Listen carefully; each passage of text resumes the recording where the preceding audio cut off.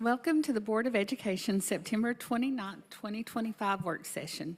Please stand as we observe a moment of silence followed by the Pledge of Allegiance led by Dr. Butler.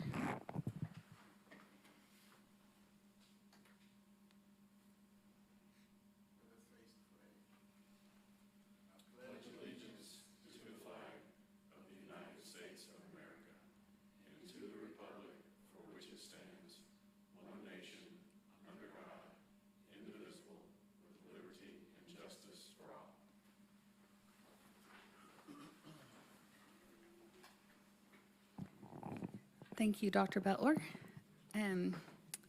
Board members, since next week is Knox County Schools fall break, Superintendent Risewick and I will be finalizing the agenda for our October 16th and 17th annual workshop this week. So if there are any specific topics you would like to add, please get those to Terry as soon as possible. Also, I will be finalizing committee appointments and providing that listing to you on Thursday. If there are specific appointments you would like for me to consider, please let Terry know those requests as well. Are there any requested changes to this meeting agenda? Okay, so we have a motion by Mr. Triplett, a second by Ms. Henderson. Any discussion? All in favor say aye. Any opposed? Motion carries. Superintendent Risewick. Thank you, Madam Chair. Good evening, Madam Chair, members of the board. I know many of us are looking forward to the upcoming fall break.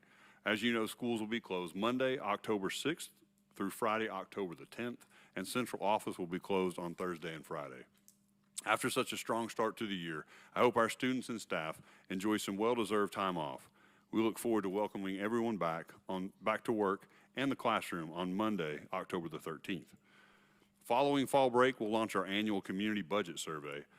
I know we've asked for a lot of input recently on our strategic plan, innovative schools, and other initiatives, but we believe these opportunities for feedback are essential, and we are grateful to everyone who takes time to share their voice. The budget survey will help identify spending priorities aligned to the 2030 strategic plan. And finally, our team is looking forward to joining you at the annual board workshop in a couple of weeks.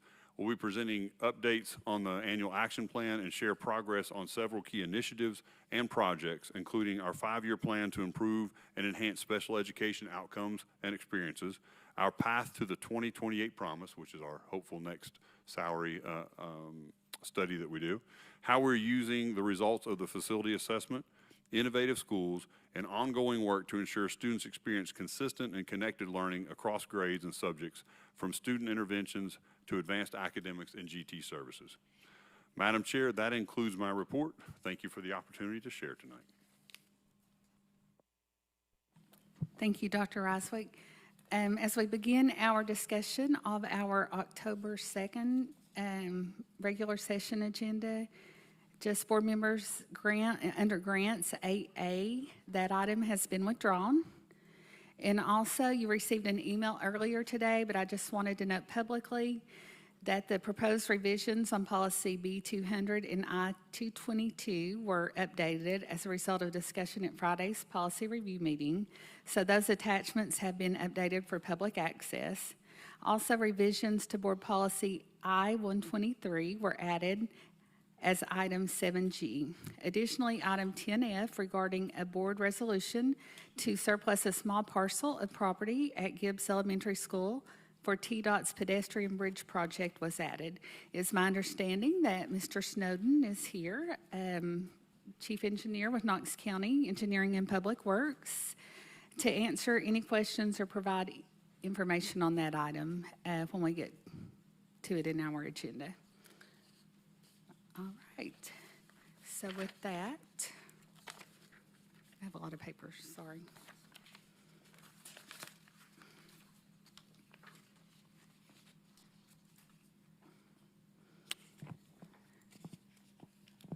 Looking at the October 2nd agenda, is there any discussion on item C, 1 or 2?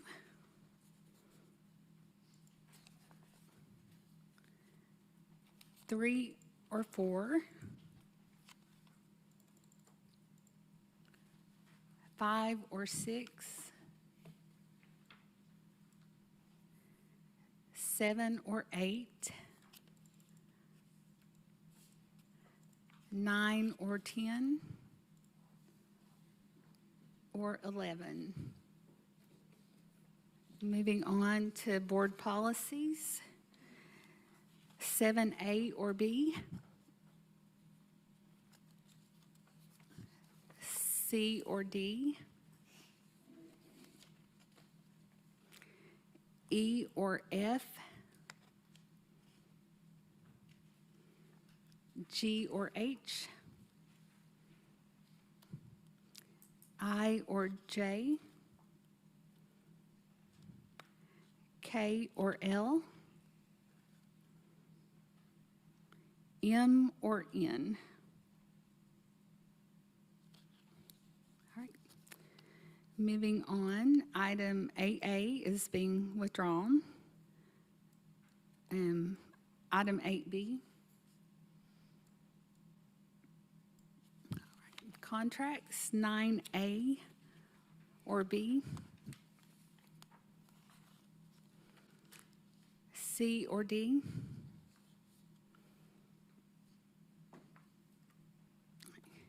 moving on to our regular agenda items. 10A, board members, I know we had, or I know I received a couple of emails about this one today. I don't know if everyone received them or not. And this has, I know that we had discussed this, Superintendent Reiswick and Ms. Lautner. Would you like to speak a little bit to this before we have our board discussion? Sure. Thank you, Madam Chair. Yeah, I think this is one of those, and I know Ms. Himmelgarn can probably correct me if I'm wrong, but this is one of those where we had money, additional dollars that came in from tax revenue at the end of last year that typically rolls over in the fund balance. So I think there's a couple things we're doing with this item. Some of that is for us to start paying into to relieve next year's budget a little bit. There's some IT costs and some things like that that are wrapped into that. I think the one that there has been some question on, I'll let Ms. Lautner speak to, the central office or the first floor, some renovations to happen there. I'll let her speak to that specifically, but I will say just overview, she can give you the details of where that is. We know this is an issue that we've had for many years, and we just haven't had the dollars to be able to take care of this. When we moved in years ago, it was under a different administration. I don't know exactly what all the idea was for that, but there's an unfinished back piece of that first floor when you go in. And currently we have folks that are there that there is issues, and I'll let Ms. Lautner talk to you about some of the things that they have expressed to us. And so this is an opportunity to try to fix that, but I'll turn it over to you, Ms. Lautner, to explain that. Thank you, Dr. Reiswick, Ms. Christie, members of the board. So for those of you who do not know, and board members, I know you're aware, but for anyone who may be listening at home, the Plaza Suite of the UT Tower, it houses our enrollment office as well as our student and family supports department. And it's also the suite within the tower that was designed to accommodate families and members of the community who just need to have meetings or engage with staff in a way that is a little bit more accessible than the rest of the tower. We know the tower, we are not the owners of the tower, and it's not always the most accessible facility. It is a federal building, and there's some restrictions that come with that. And so while we've tried to make that space as accommodating as possible, the lack of a secondary egress has made that a challenge for a couple of reasons. As Dr. Reiswick said, this is not a new concern. It's a concern we've been aware of for a couple of years, just lacked the resources to address, and it's twofold. So one is just honestly access to restrooms, and so convenient access to restrooms right now for members of the public and even for our staff. To access bathrooms on that floor, they have to exit the suite, they have to go through the security turnstiles and kind of hook around a back entrance to get to bathrooms. And members of the public actually would have to be escorted to the bathroom because of that setup. And so not the most accommodating, not the most welcoming approach to our folks who are visiting with us from out of the district.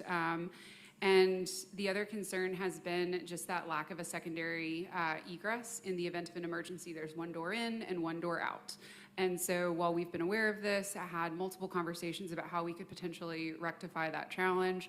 The biggest constraint has been finances. And so when some unanticipated revenue became available, this felt like the right opportunity to really address that for the sake of our staff on that floor, as well as the families and members of the community that we serve as well.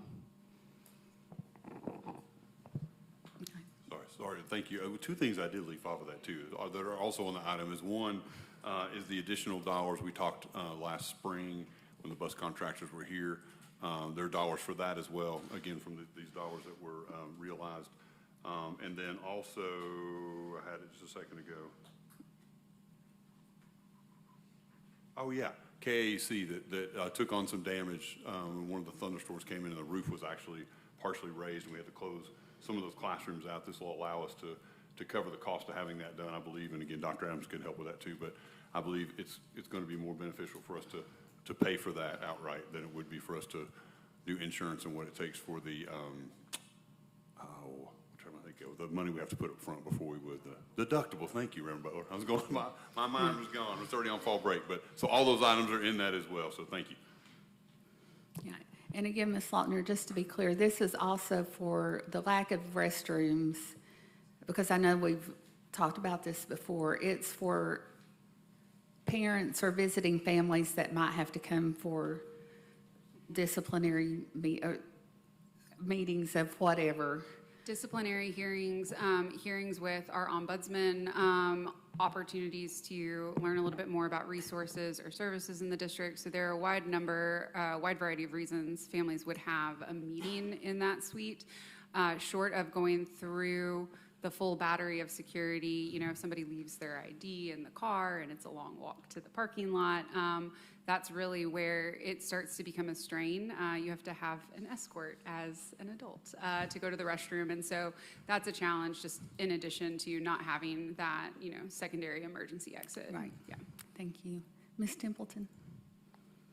I thought you were first. Okay. I'm ready anyway. Yeah, I wanted to ask about, you made a comment, Dr. Reiswick, about relieving next year's budget. So this would open up a portion of funds for other projects for next year? No?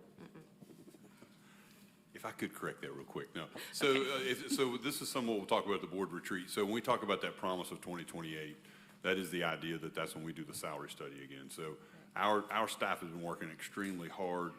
We don't know this in my head. Again, this is totally a John Reiswick calculation. I think we're going to have to make a $12 to $15 million investment, is my guess.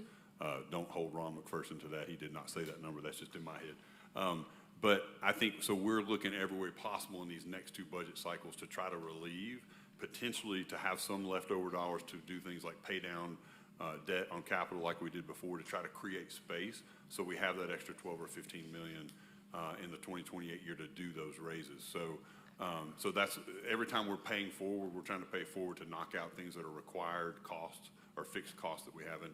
And in this case, the Chromebooks are something that would be a replacement cycle or purchase we need to make. And if we could do that with new realized money as opposed to tapping next year's budget, that might put us in a place to do some savings. Okay. And then you said that this was, where did we save this money? How does that happen? Where did this money originate? Our sales tax revenue, the surplus was approximately $9.4 million. So the total of all of these items, more than anticipated and more than we budgeted for Okay, last great. year. So this was Yes. more revenue coming in, not savings on other Correct. things. Great, Correct. thank you. But hopefully using it to create some savings areas in building next year's GP budget. Perfect, Yes. thanks. And Ms. Bike, I apologize. You were first. I'm out of practice. I should have scrolled down. Sorry.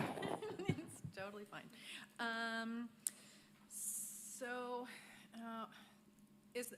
Is the reason that these were all put together because they all have to do with using the money from our extra revenue? Is that? Because it definitely, it's a little bit of a struggle, because obviously there are some things that I love on here. I love KEC's roof replacement and the student transportation, work-based learning, stuff like that. But And I absolutely hear about the tower renovation and needing that stuff too, but I've got a few emails, and I know that we all know that we have a lot of schools across the district that could use things that are being used every day. So that brings some questions. I'm curious, in a month, how many people and visitors we see to the plaza area that we'll be updating.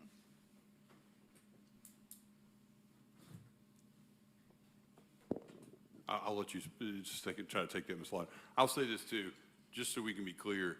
I mean, I know you used the word update, but the update is really not what we're doing. Fixing. Right. I say this is really, and we've talked to Mr. Dupler about this too. This is really something that we didn't oversee the final build out, and I'm sure there was good rationale for it, but initially that was part of what was supposed to be finished when we moved into the tower. I don't know if we ran out of money, county ran out of money, it was supposed to be a space we weren't using, I'm not sure why it wasn't. But we have had multiple employees, so not just the visitors to the building, that work there that have raised concern, some understandably in writing, that there's one egress out, and would there be a fire, would there be, we pray not, but an active shooter or something like that situation. There's one way in and out of that space when you go back to enrollment, when you go back to where we do our hearings and things like that, and kind of the welcome to it. So this really, our understanding was there was some version of a connection back into there in the original plan. Again, don't know if money ran out, don't know what happened. So I just want to make sure it's not an update like we're changing the walls out or doing something like that. It really is it's a hallway that will be put in that gives access to the back to those restrooms. So you might know, Ms. Lawton, a little more about visitation. Yeah, and I'm glad you brought up that clarification, Dr. Eiswick. I will say, just in terms of the presence in the plaza, there is a department located on the plaza, and to Dr. Eiswick's point, we've received some formal concerns from folks who do work down there and have those concerns regarding, what would happen in the event of an emergency. As far as how often we have folks coming in and out, I mean, pretty regularly. So I would say that, the reception desk stays busy. What would be harder to track down, but we could certainly work on, is identifying an estimate, and it would probably be an estimate because multiple departments meet with families down there, of how often the space is used throughout the week. I would say that we're looking at it at a minimum weekly basis. We've got folks with scheduled meetings, and when you're talking about something like a disciplinary hearing, it's not always just one parent or guardian, right? It could be parent, guardian, it could be representation. Occasionally kiddos are with them as well. And so a lot of the meetings that take place on that floor occasionally also have a larger number of people in the party as well, is what I would say. They're families, usually, that are coming in for one purpose or another. I guess, it would be nice if possible to know kind of how many families, maybe not how many individuals, but how many families are visiting on a regular basis. It would be good to know that. And then I have never been in that space, and so is that just a door that anyone can come and go through, or is there any sort of security? So it is set up actually that, and I'm going to pause for just a second. Can I answer that question, Mr. Dupler? I guess maybe I don't know if I can answer that or ask that. I almost answered, and then I thought maybe I should not. Thank you, Ms. Lautner, Ms. Bike. I mean, so what I would say at this point is, I think the explanation given has been accurate and probably as far as you need to go. I mean, in case of an emergency, there is a problem down there. But other than that, don't need to talk about the security. I mean, certainly there are some measures in place for security down there, but not something we can talk about in a public meeting. Okay, cool. Then I'll move on to my next question. For the KEC roof, is that a full roof replacement, or is that just the area that was damaged? Madam Chair, Ms. Bike, it's just a partial roof replacement. And anything that was damaged within the classrooms or any instructional materials or So if there are IT. any other leaking areas, will those be repaired as well? So if there's any other leaking areas that were caused by the damage of The storm, we would have already identified that, so we just addressed exactly what was damaged by the storm. Okay, So it's not a full roof replacement, no. okay, cool. And then the bus contractors, is there, how did we come up with the total that we are giving them? And as I understand, this is basically like a bonus. Is that right, how I'm reading this? Thanks, Madam Chair, Ms. Blake. I'll let Dr. Adams jump in a little bit too. So if you recall last spring, the contractors came with a request. I mean, their cost to do business goes up too. We were able to do as much as we could in the last budget cycle, but there was an understanding that, they would like us to have been able to do a little bit more. And so at that point in the budget, we didn't have the ability to do that. And so I think the board said we would come back when the year closed out and look to see if there were additional dollars. And again, they can speak more to the structure. This is not a full raise in how our operation cost, but this is more of a one-time pay to them to try to help address what they spoke to. And Ms. Himmelgarn, I don't know if you would add to that.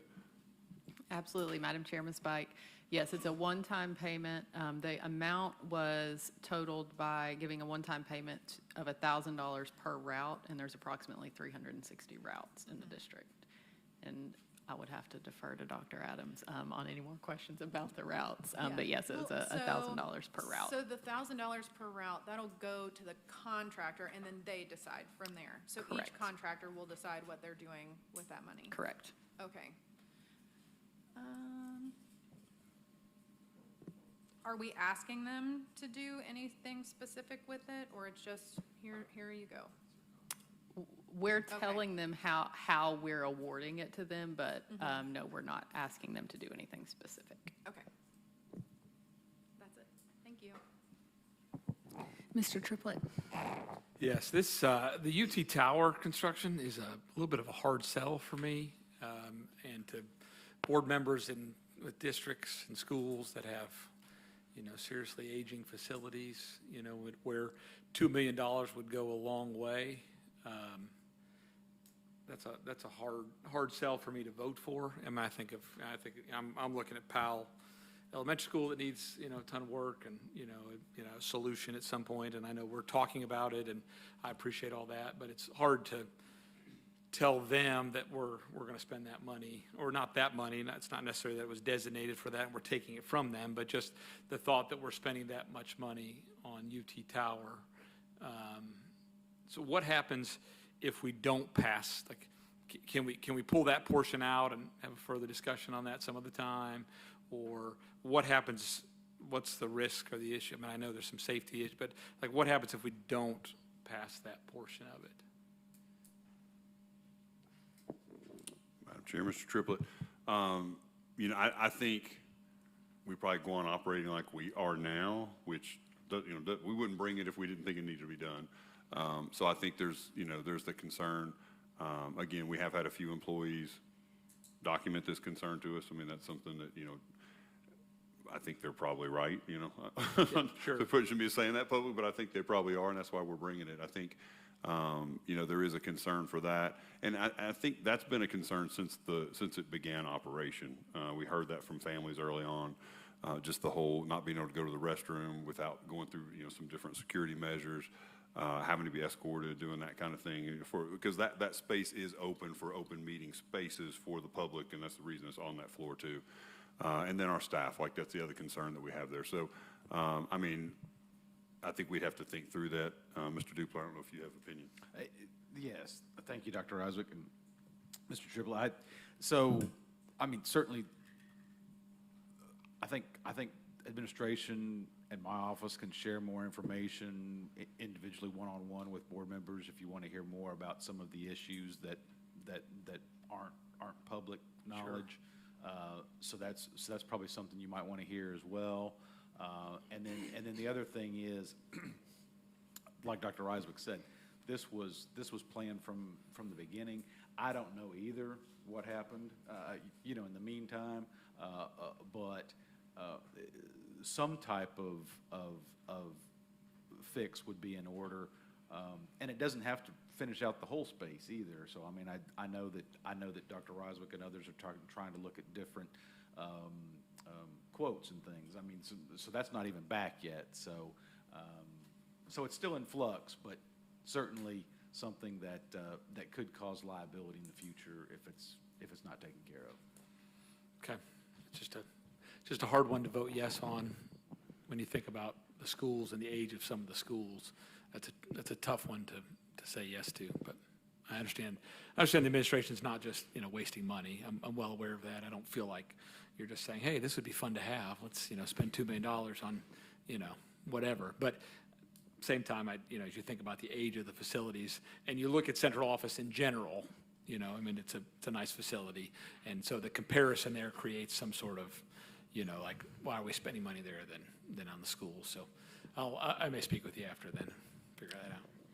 And I will just say, when we made the move to the tower, this was one of those more heavily debated, maybe, with the areas as far as the access and what was going to happen on the first floor. So it was a previous administration, but I was surprised to learn later that that area had not been completed, because that was something the board seemed to discuss a lot at the time.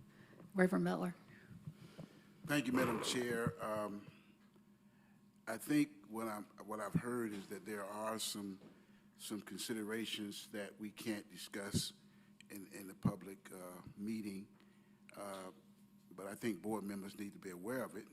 So is this something we can discuss at the executive meeting that we have scheduled for Thursday? Because I think if you discuss it one-on-one with different ones, we're not hearing it as a board. And I think that if we're going to vote for it as a board, we need to hear it as a board. So that's a good question, Reverend Butler. Madam Chair, if I may. So I would say that our office could certainly, raise some of the issues because it could be potential litigation at executive session, but board members would not be able to discuss it further, at that time. I mean, to have a actual discussion, I mean, the board would have to have a closed meeting for security purposes only. So, but to your point, I mean, we could raise those issues at that meeting. Yes.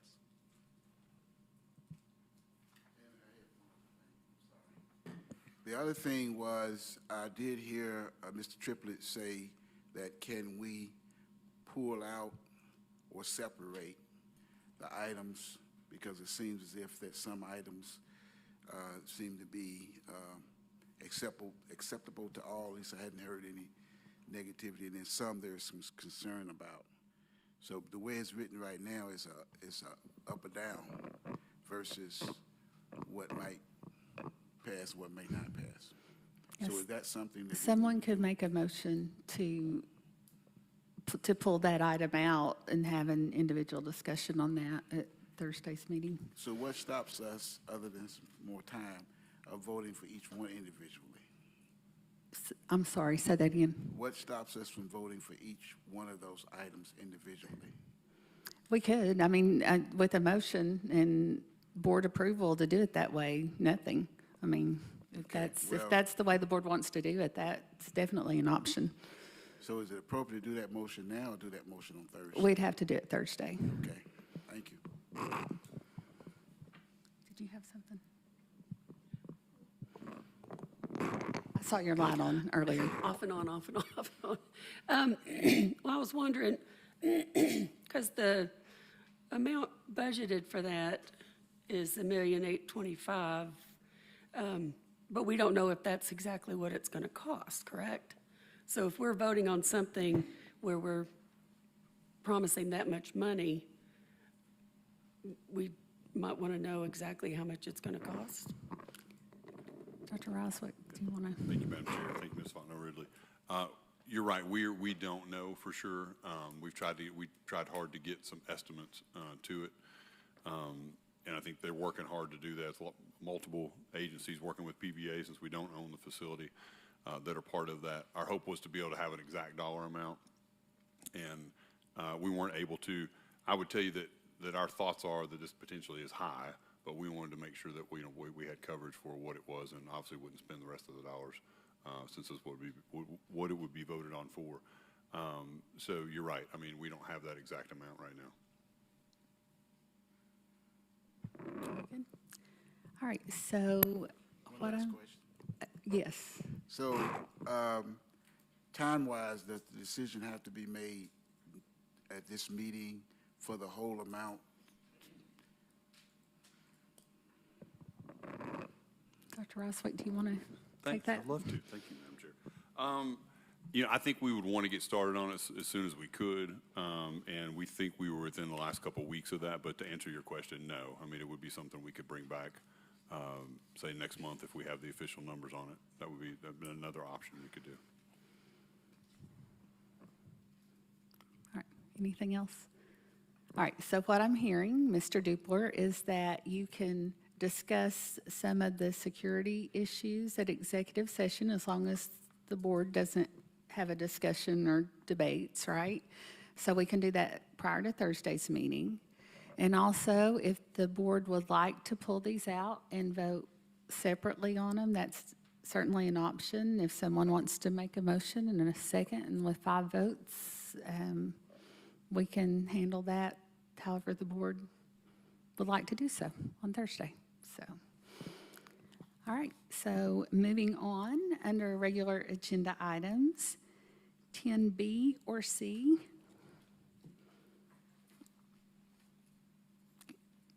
D or E.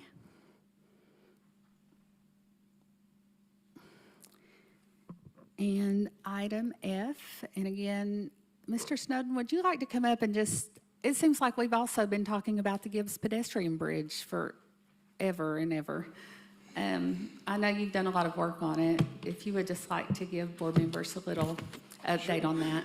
Sure, I'll be glad to, Madam Chair, board members. I appreciate your time. Appreciate Mr. Dupler helping us out on this, getting this in. As you all know, when you receive federal funding, it's never easy, and this is one it's not easy. We're receiving federal TAP grant, Transportation Alternative Improvement Grant, for this. We're getting about $2.5 million for this project. The county, through our capital plan, is investing around $1.5 million. The project is estimated to come in right at $4 million. Will allow for, we've worked with the school security system to ensure that the fencing that they've recently placed is allowed for the folks to use the bridge, access the parking lots, but not intrude upon school property. So we've kind of worked through all that. Currently, the schedule, this should be the last item in front of this board. We do have the construction contract that will go in front of County Commission, hopefully in March or April of next year, and you'll see construction starting, worst case, June of next year, but we anticipate to probably be a little sooner than that. Probably take around 12 months, so hopefully by the spring of 27, the bridge will be done. It will obviously look very much like the one in your district, Madam Chair. It will be powder-coated light blue for the Gibbs. It'll have a lot of the same features. It will have sidewalks that connect to the existing facilities. So we're excited about it. We are going to also incorporate into the abutments some bronze plaques to honor the sergeant, Staff Sergeant Knopf, I can't exactly think that was the name, to honor his family and certainly his service and sacrifice for our country. So we appreciate this. This will be, we're granting an easement to KUB for the relocation of the gas facility. They're on easement now. This is just moving the line back a little bit where the abutments of the bridge will impact the current alignment. So we appreciate your support of the item, and if you have any questions, be happy to entertain those. Perfect, thank you. This is exciting for the Gibbs community. Any questions for Mr. Snowden? Comments? All right, so that concludes this agenda. Do we have any, do we do board forum? Okay, do we have any public forum? Mr. Wright? No, Madam Chair, we do not have any public forum. All right, so moving on to board forum, I'm going to start with our student rep. Thank you, Madam Chair. All I wanted to say is that last week we had the opportunity to start. We had our first district student council meeting, which was really excited to be a part of. Hopefully a couple of them can be here in a future meeting to present a project that we're working on for the betterment of the community and of the schools. So really excited that that got started. Other than that, though, I think everyone's looking forward to a nice restful fall break. But other than that, that's all I have for that. Thank you. Dr. Butler? Ms. Templeton? I do. We had a wonderful parade sponsored by Cattywampus. They had big puppets at Inskip Elementary School on Saturday. It was wonderful and precious. They've been working on these art projects and these puppets for about 6 months, so kind of spanning the school year. So that was fun. But I was surprised when I got there, I saw some Central High School cheerleaders, and apparently the AD and Dr. Rudig at Central High School encouraged the sports teams to give back and spend time at the elementary schools in our area and pick up trash and do some community service at their just community schools. And I thought that was really neat to see those teenagers still stay for the parade and just enjoy the entire process. So kudos to Central High School athletic teams as well as the Inskip Elementary School. Thank you. Ms. Fontenot Ridley? No. Ms. Bike? Ms. Morgan? Ms. Henderson? It's very high today. I just wanted to say I have spent a lot of time over the past couple weeks going to memorials and speaking to many young and older people about the life of Charlie Kirk. He died a few weeks ago. He was a giant of a man and made such an incredible impact in just 31 short years. He dedicated his life to talking to people he agreed with and people he didn't agree with, but he was always ready to have a debate and discuss the issues. He was an incredibly principled man and a true servant of God, and I believe this world needs more Charlie Kirks.